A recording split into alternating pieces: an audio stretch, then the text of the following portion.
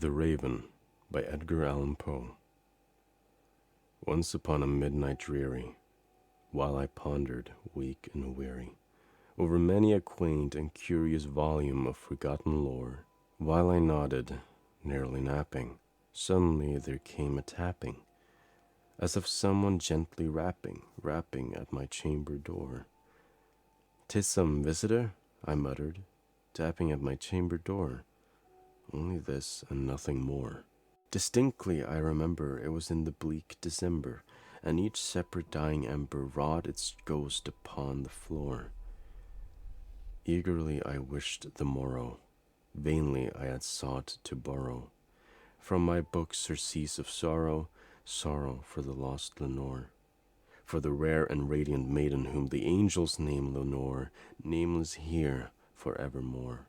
And the silken, sad, uncertain rustling of each purple curtain thrilled me, filled me with fantastic terrors never felt before. So that now, to still the beating of my heart, I stood repeating, "'Tis some visitor, entreating entrance at my chamber door. Some late visitor, entreating entrance at my chamber door. This it is, and nothing more."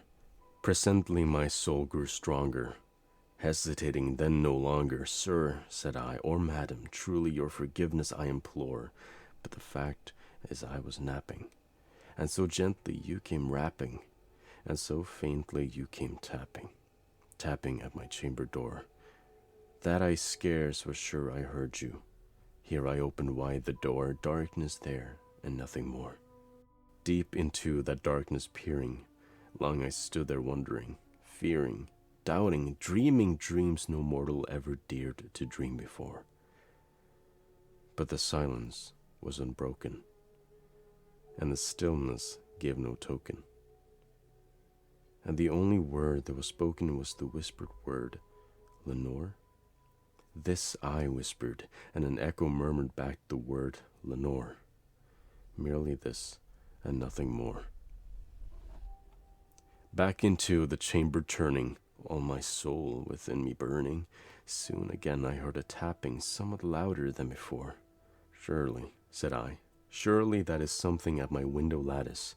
Let me see, then, what thereat is, and this mystery explore. Let my heart be still a moment, and this mystery explore. 'Tis the wind, and nothing more." Open here I flung the shutter, when with many a flirt and flutter, in there stepped a stately raven of the saintly days of yore. Not the least obeisance made he, not a minute stopped or stayed he, but, with a mien of lord or lady, perched upon my chamber door, perched upon a bust of Pallas just above my chamber door, perched and sat and nothing more. Then this ebony bird, beguiling my sad fancy into smiling, by the grave and stern decorum of the countenance it wore. "Though thy crest be shorn and shaven, thou," I said, "art sure no craven, ghastly grim and ancient raven, wandering from the nightly shore. Tell me what thy lordly name is on thy night's Plutonian shore." Quoth the raven, "Nevermore." Much I marvel this ungainly fowl, to hear the discourse so plainly, though its answers little meaning, little relevancy bore. For we cannot help agreeing that no living human being ever yet was blessed with seeing bird above his chamber door, bird or beast upon the sculptured bust above his chamber door, with such name as Nevermore. But the raven, sitting lonely on the placid bust, spoke only that one word, as if his soul in that one word he did outpour. Nothing farther than he uttered, not a feather than he fluttered. Till I scarcely more than muttered, "Other friends have flown before. On the morrow he will leave me, as my hopes have flown before." Then the bird said nevermore.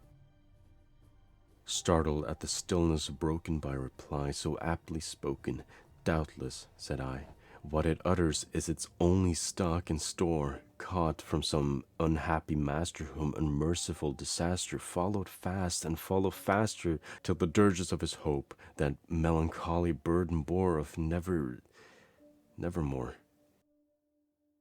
But the raven still beguiling all my fancy into smiling, straight I wheeled a cushioned seat in front of bird and bust and door.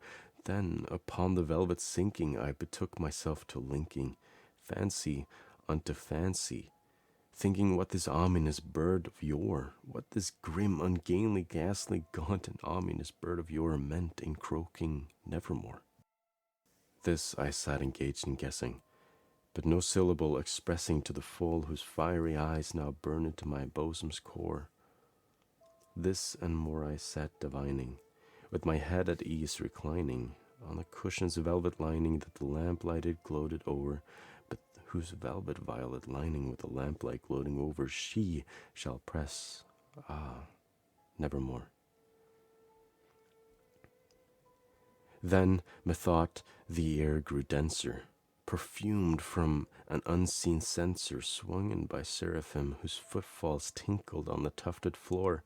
Wretch, I cried, thy God hath lent thee, by these angels he hath sent thee, respite, respite and nepenthe from thy memories of Lenore. Quaff, oh quaff this kind nepenthe, forget this lost Lenore. Quoth the raven, nevermore.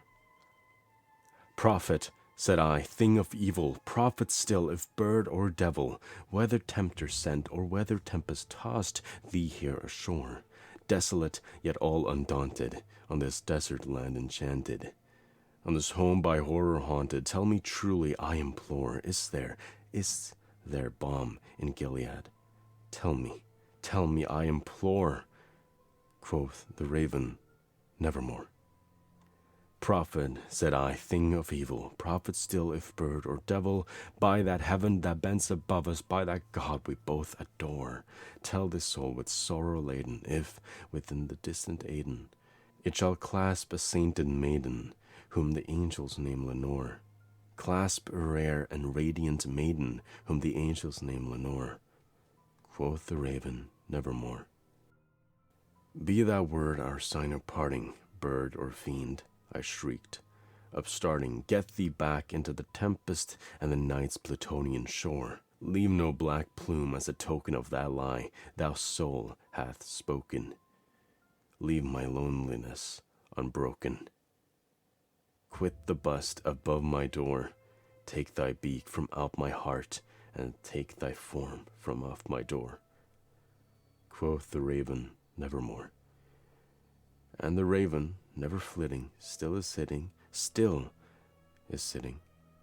on the pallid bust of Pallas just above my chamber door, and his eyes have all the seeming of a demon's that is dreaming, and the lamplight over him streaming throws his shadow on the floor, and my soul from out that shadow that lies floating on the floor shall be lifted nevermore.